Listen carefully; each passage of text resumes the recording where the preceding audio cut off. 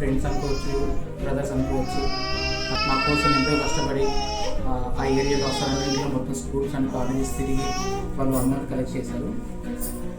1,30,000 amount తీసుకొచ్చి మాకు by hand చేతికి ఇచ్చారు. వాళ్ళకి చాలా చాలా చాలా థ్యాంక్స్. అలాగే